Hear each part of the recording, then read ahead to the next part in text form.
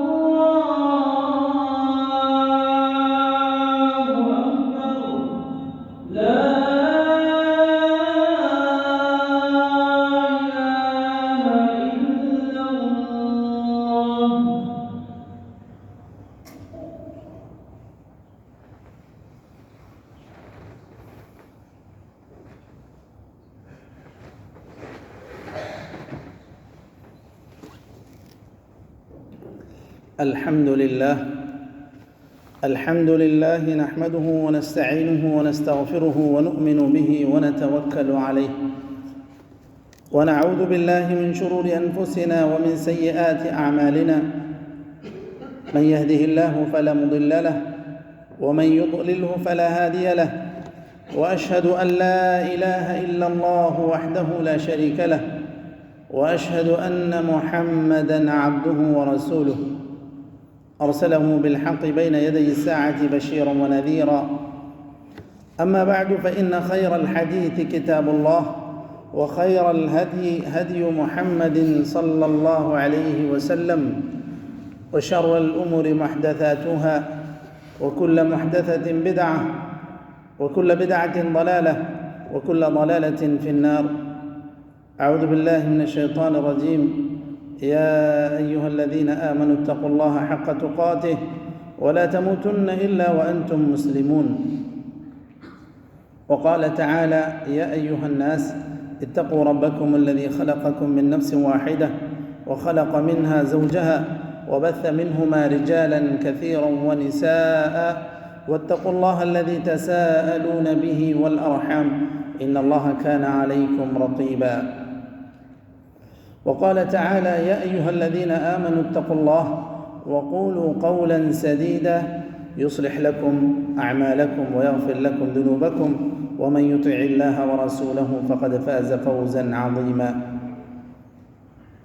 أما بعد، إخوة الإيمان، أوصيكم وإياي أولا بتقوى الله في السر والعلن. وبعد، سنتحدث في هذه الخطبة حول موضوع سيرة علي بن أبي طالب رضي الله عنه. إخوة الإيمان، حديثنا اليوم حول علم من أعلام التاريخ، عن بطل من أبطال الأمة، بطل في زهده وفي غناه، بطل في شجاعته وإقدامه، بطل في سلمه وفي حربه. عاش بطلا ومات بطلا، وإنه يبعث يوم القيامة إن شاء الله بطلا. إنه علي بن أبي طالب رضي الله عنه، وإنه ممن أسلم في أول البعثة، وكان أول من أسلم من الصبيان، حيث كان يقارب عمره 8 سنوات. وإنه كان في حجر النبي صلى الله عليه وسلم معونة لعمه أبي طالب، حيث كان كثير العيال وقليل المال. ومن فضائل علي بن أبي طالب رضي الله عنه أنه زوج سيدة نساء أهل الجنة فاطمة رضي الله عنها، وأبو سيدي شباب أهل الجنة الحسن والحسين رضي الله عنهما. وعن علي رضي الله عنه قال: لقد عهد إلي النبي صلى الله عليه وسلم إنه لا يحبك إلا مؤمن ولا يبغضك إلا منافق. وعن أبي سعيد الخدري رضي الله عنه قال: قال رسول الله صلى الله عليه وسلم لعلي: أنت مني بمنزلة هارون لموسى إلا أنه لا نبي بعدي. وعن أبي سعيد الخدري رضي الله عنه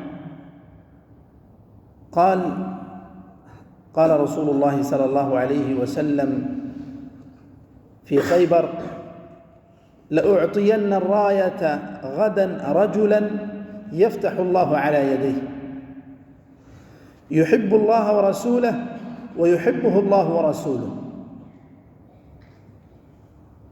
فبات الناس يدوكون ليلتهم أي يخوضون أيهم يعطاها، فلما أصبحوا غدوا على رسول الله صلى الله عليه وسلم فقال: أين علي بن أبي طالب؟ فقالوا: يا رسول الله هو يشتكي عينيه. فأرسل به فأتي فبصق رسول الله صلى الله عليه وسلم في عينيه فبرأ حتى كأن لم يكن به وجع، ففتح الله على يديه خيبر. إخوة الإيمان، ومن الأحداث العظيمة التي وقعت في عهد علي رضي الله عنه موقعة الجمل والصفين. وسبب هاتين المعركتين أنه لما قتل عثمان رضي الله عنه طالب بعض الصحابة بدم عثمان، وكان علي رضي الله عنه يريد ترسيخ قواعد دولته حتى يأخذ بدم عثمان، لأنه لا يمكن أن يؤخذ دم عثمان إلا بعد ترسيخ قواعد دولته ومؤسساتها التنفيذية، وإلا أصبحت القضية همجية تأخذ بالصالح والطالح.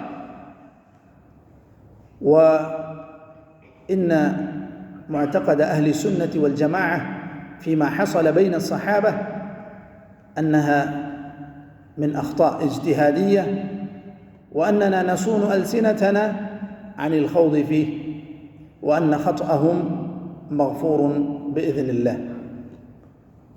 ومن ما حصل في عهد علي رضي الله عنه فتنة الشيعة والخوارج. فأما الشيعة فهم الذين غلوا في علي رضي الله عنه، وكان رئيسهم عبد الله بن أبي بن سلول، وكان رئيسهم عبد الله بن سبأ. فهم غلوا في علي رضي الله عنه حتى قالوا: أنت إلهنا أنت ربنا. فخد لهم علي رضي الله عنه الأخاديد فأحرقهم بالنار. هم قالوا: الآن يزداد يقيننا أنك ربنا. ولما بلغ ذلك ابن عباس رضي الله عنه قال: لو كنت أنا لقتلتهم، لأن النبي صلى الله عليه وسلم قال: لا تعذبوا بعذاب الله، ولقتلتهم لأن النبي صلى الله عليه وسلم قال: من بدل دينه فاقتلوه. رواه البخاري في صحيح. وأما الخوارج فهم الذين فرطوا في علي رضي الله عنه حتى كفروا الصحابة وكفروا بالكبائر، فقاتلهم علي رضي الله عنه قتالا شديدا. وقد قال صلى الله عليه وسلم فيما رواه أبو سعيد الخدري: عن الخوارج يقرؤون القرآن لا يجاوز حناجرهم، ويمرقون من الدين كما يمرق السهم من الرمية، يقتلون أهل الإسلام ويدعون أهل الأوثان. لئن أدركتهم لأقتلنهم قتل عاد. هذا ما قال النبي صلى الله عليه وسلم عن الخوارج، فكان لعلي رضي الله عنه شرف في قتلهم وقتل رئيسهم. أقول قولي هذا وأستغفر الله لي ولكم ولسائر المسلمين فاستغفروه إنه هو الغفور الرحيم.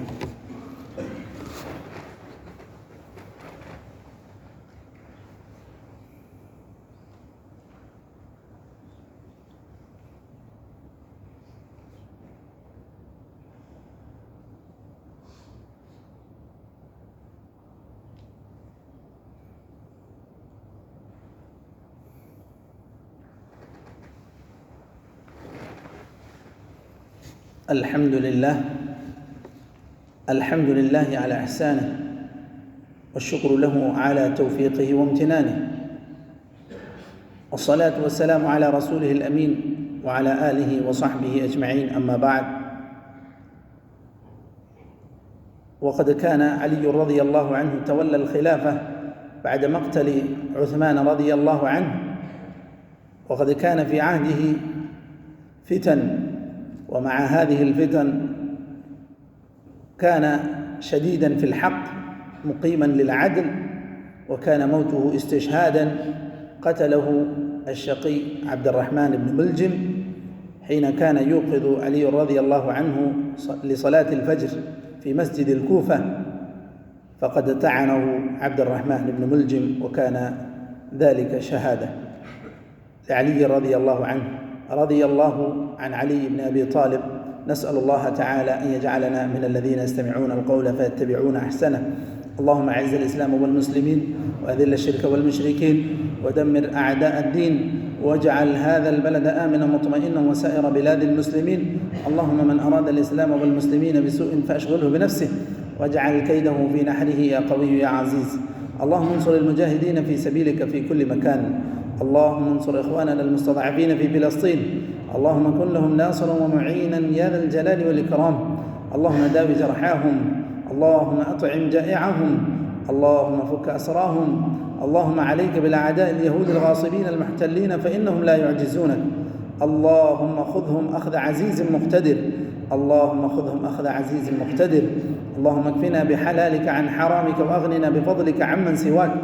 اللهم إنا نسألك الهدى والتقى والعفاف والغنى. اللهم إنا نسألك الجنة وما قرب إليها من قول وعمل، ونعوذ بك من النار وما قرب إليها من قول وعمل. اللهم ادفع عنا الغلا والربا والوباء والزلازل والمحن. اللهم وفق جميع ولاة أمور المسلمين لتحكيم شرعك وللعمل بسنة نبيك. اللهم وفق ولي أمرنا لما تحب وترضى، وخذ بناصيته للبر والتقوى، وهيئ له البطانة الصالحة. اللهم أنزل علينا الغيث ولا تجعلنا من القانطين. اللهم أنزل علينا الغيث ولا تجعلنا من القانطين. اللهم اسقنا غيثا مغيثا مريئا مريعا نافعا غير ضار عاجلا غير آجل. اللهم اسق عبادك وبهائمك وانشر رحمتك وأحيي بلدك الميت. اللهم اقض الدين عن المدينين، واشف مرضانا ومرضى المسلمين، وارحم موتانا وموتى المسلمين. اللهم اغفر لهم وارحمهم وعافهم واعف عنهم، وأكرم نزلهم ووسع مدخلهم، واصلهم بالماء والثلج والبرد، ونقهم من الذنوب والخطايا كما ينقى الثوب الأبيض من الدنس. عباد الله، إن الله وملائكته يصلون على النبي يا أيها الذين آمنوا صلوا عليه وسلموا تسليما. اللهم صل وسلم وبارك وأنعم على حبيبك محمد. رضي الله عن الخلفاء الراشدين أبي بكر وعمر وعثمان وعلي، وعن سائر صحابة نبيك أجمعين، وعنا معهم بعفوك وكرمك وجودك يا أكرم الأكرمين. عباد الله، إن الله يأمر بالعدل والإحسان وإيتاء ذي القربى، وينهى عن الفحشاء والمنكر والبغي، يعظكم لعلكم تذكرون. واذكروا الله يذكركم، وادعوه يستجب لكم، ولذكر الله أكبر، والله يعلم ما تصنعون. وأقم الصلاة.